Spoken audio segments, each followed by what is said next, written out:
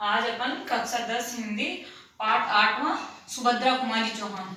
ये पाठ जो पुरानी किताब है उसमें नहीं है, अपनी नई किताब आई है ना, उसके कोर्स में आया हुआ, पुरानी किताबों में नहीं है। तो ये नई किताब में सुभद्रा कुमारी चौहान जी का झांसी की रानी। पिछले साल भी कई किताबों में था, कई किताबों में नहीं था। अगर आपके पास ये नहीं है तो आपको ये वीडियो ध्यान से देखना है, साथ ही किसी की किताब लेके आपको इस पाठ का क्या करना, फोटो कॉपी करवा लेनी है। सुभद्रा कुमारी जी चौहान का अपन परिचय पढ़ेंगे। ये वीर रस की एकमात्र हिंदी कवयित्री थी। वीर रस यानी वीरता से जो रस, वीर रस होता है ना, श्रृंगार रस, वीर रस, ये रस होते हैं ना, नो, उनमें से वीर रस की एकमात्र हिंदी कवयित्री सुभद्रा कुमारी चौहान थी। इन्होंने वीर रस के बारे में ज्यादा लिखा है। इनका जन्म 1904 प्रयाग जिले के निहालपुर में हुआ था। इनका प्रसिद्ध कहानी संग्रह है बिखरे मोती और मुकुल, इनका कविता संग्रह जो प्रसिद्ध है। झांसी की रानी, झांसी के उपनाम से इनको झांसी की रानी उपनाम आते, सुभद्रा कुमारी चौहान का चित्र हमारे दिमाग में आ जाता है क्योंकि इसी उपनाम से जानी जाती है। इनकी ये कविता झांसी की रानी बहुत प्रसिद्ध हुई थी और इस कविता संग्रह से इनको प्रसिद्धि मिली थी। आज अपन वो झांसी की रानी कविता पढ़ेंगे, है ना। सिंहासन हिल उठे राजवंशों ने, भ्रकुटी तानी थी, बूढ़े भारत में भी आए फिर से नई जवानी थी। घूमी हुई आजादी की सबने कीमत पहचानी थी, दूर फिरंगी को करने की सबने मन में ठानी थी। चमक उठी सन 57 में वो तलवार पुरानी थी, बुंदेले हर बोलों के मुंह हमने सुनी नई कहानी थी। खूब लड़ी मर्दानी वो तो झांसी वाली रानी थी। ये अपना पहला पद है इस कहानी संग्रह का। इस कविता में ये जो सुभद्रा कुमारी जी चौहान है, ये बताना चाहती है कैसे रानी 30 साल की उम्र में विधवा हो जाती है और फिर झांसी को अंग्रेजों से दूर, मतलब अंग्रेजों को झांसी से दूर भगाने के लिए कितना अदम्य साहस और वीरता और शौर्य के साथ वो काम में लेती है। उस झांसी की रानी महारानी लक्ष्मीबाई के बारे में इस कविता में बताया गया है कि सिंहासन हिल उठे राजवंशों ने, भ्रकुटी तानी थी, बूढ़े भारत में आए फिर से नई जवानी थी। जिन अंग्रेजों को देख के राजाओं के सिंहासन हिल उठे थे, है ना, राजवंशों ने भ्रकुटी, मतलब ऐसा सोचने लगे कि अब अंग्रेजों को कैसे भगाएंगे। उस ऐसे सोचने वाले बूढ़े भारत में फिर से एकदम जोश आ गया, नई जवानी आ गई थी। गुमी हुई आजादी की सबने कीमत पहचानी थी।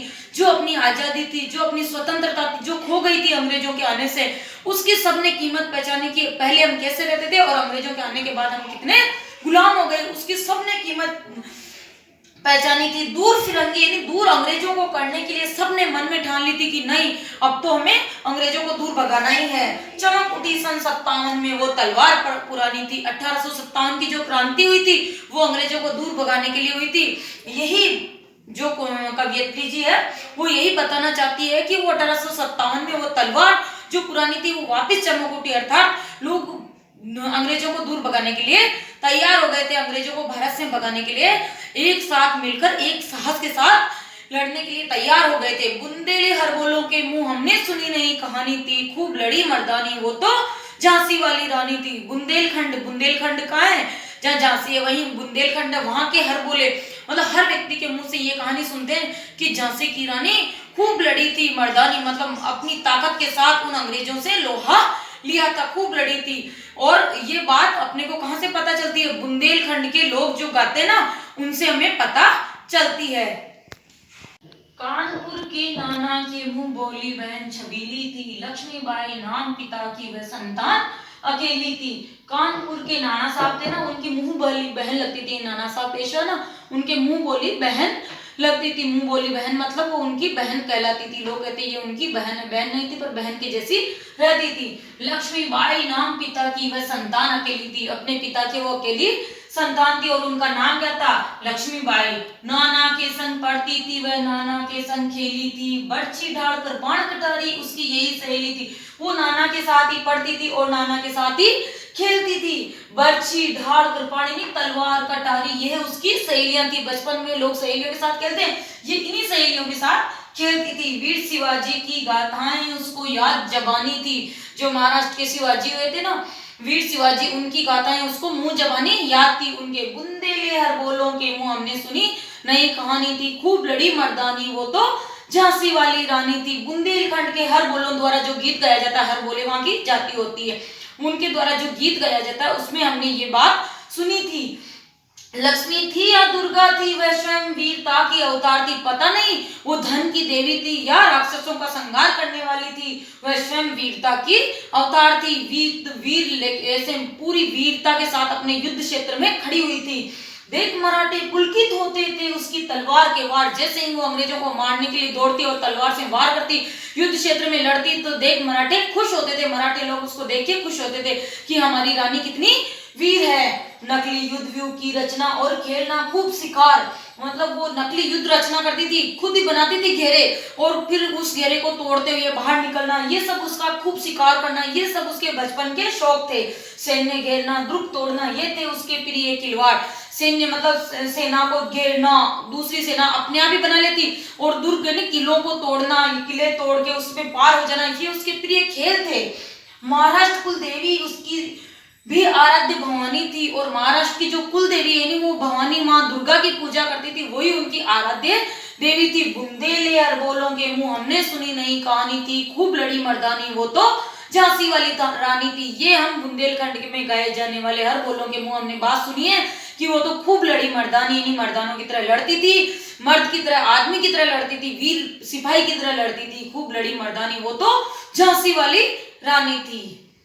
वीरता की वैभव के साथ सगाई झांसी में हुई, वीरता की वैभव के साथ, वैभव यानी धन संपत्ति के साथ, वीरता यानी वीर रानी थी वो लक्ष्मीबाई, तो वीरता की वैभव यानी गंगाराव जो रानी थे, गंगाराव राजा थे, उनके साथ गंगाधर राव, उनके साथ लक्ष्मीबाई की सगाई हो गई झांसी में। कहाँ हुई थी?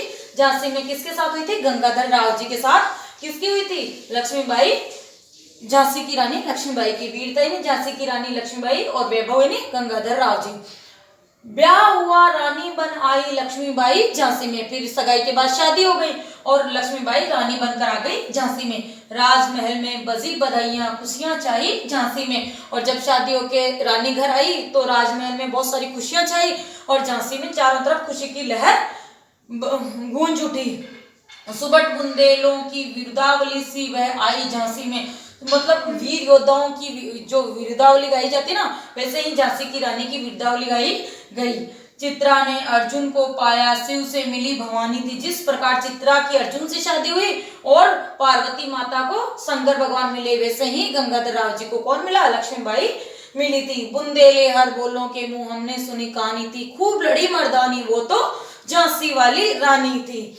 उदित हुआ सौभाग्य, मुदित महलों में उजियाली छाई थी, किंतु काल गति चुपके चुपके काली घटा घेर लाई थी।